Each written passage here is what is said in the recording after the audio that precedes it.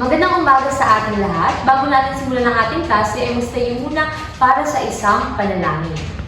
So bago natin simulan ang ating diskusyon, ay meron muna tayong gagawin na activity. So yung activity natin ay tinatawag natin Rainbow Rumble. So dito sa Rainbow Rumble, ay hahatiin ko kayo sa 4 na grupo. At yung 4 na grupo, bibigyan ko kayo ng mga cards. At yung mga cards na ito ay nagre-representa sa bawat antas na pangangailangan. Yung gagawin niyo lamang, ay meron ako ika-flash na mga larawan dito sa harapan.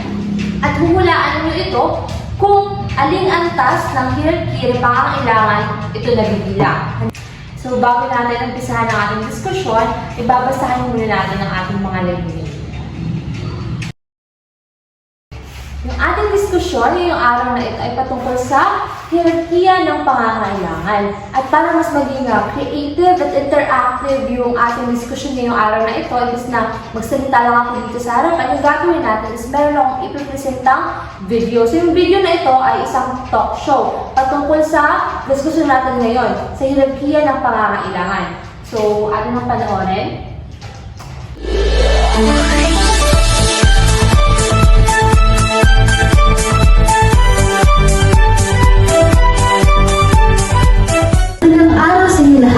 Welcome sa ating talk show. Ngayon, pag-uusapan natin ang isang teorya madalas nating marinig, ang hierarkiya na pangailangan ni Abraham Maslow. Ano nga ba ito? Paano ba ito nakakatulong sa ating araw-araw na buhay? Kasama natin ngayon si Dr. Maria Santos, isang eksperto sa psychology. Magandang araw at salamat sa pag-imbita. Ano nga ba ang hierarkiya ng pangangailangan, Doc? Ang hierarkiya ng pangangailangan ay isang teorya na nagsasabi na may mga sumusunod na pangangailangan ng isang tao. Bago tayo makapag-focus sa mas malaking goals, kailangan muna natin matugunan ang mga pangunahing pangangailangan natin. Ito ay may 5 antas. Wow! 5 antas. Ano ang unang level, Doc? Ang unang antas ay pangangailangan sa pisikal na aspeto. Ito yung mga bagay na kailangan natin para mabuhay, tulad ng pagkain, tubig, at tulog.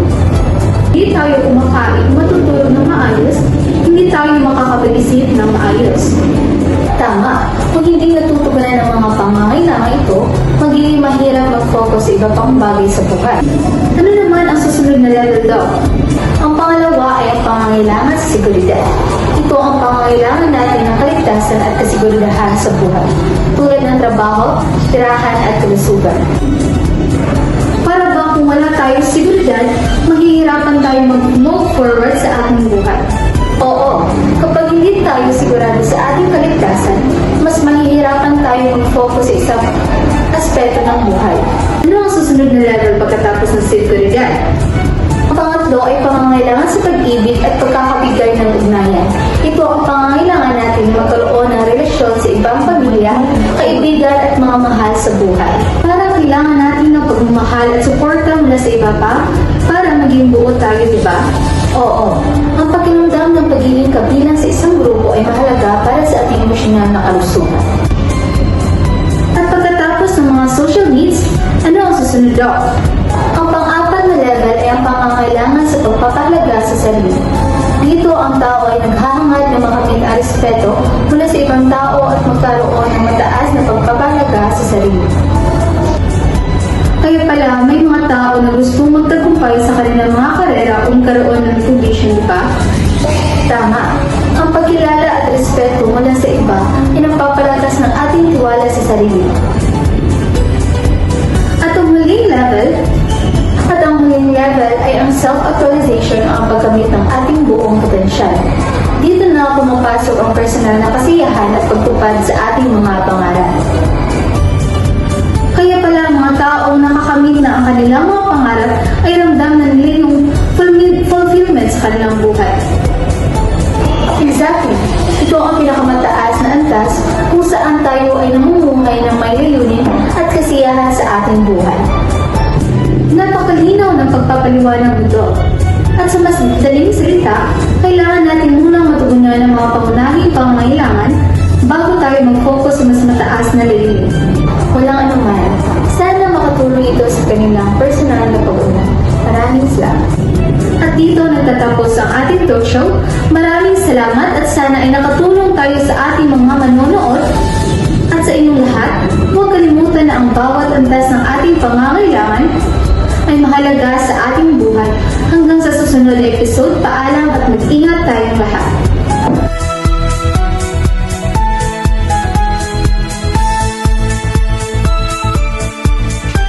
Tapos na yung discussion natin, ngayon naman gagawa ulit tayo ng activity. At sa puntong ito, bubuhin ko ulit kayo sa tatlong grupo. At bawat grupo ay gagawa kayo ng isang role-play video. Dito sa role-play video, ako yung pipili kung aling antas ng hinarili ng pangangailangan yung gagawa ninyo ng palabas. At pagkatapos ay nakasulat dito, no? Kailangan natin itong ibahagi sa social media. Nakalagay kasi siya sa libro, so kailangan natin gawin yun.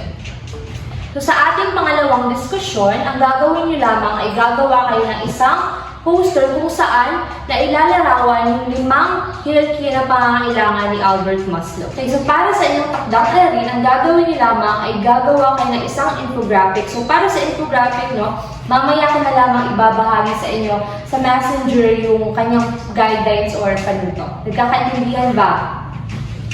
Okay.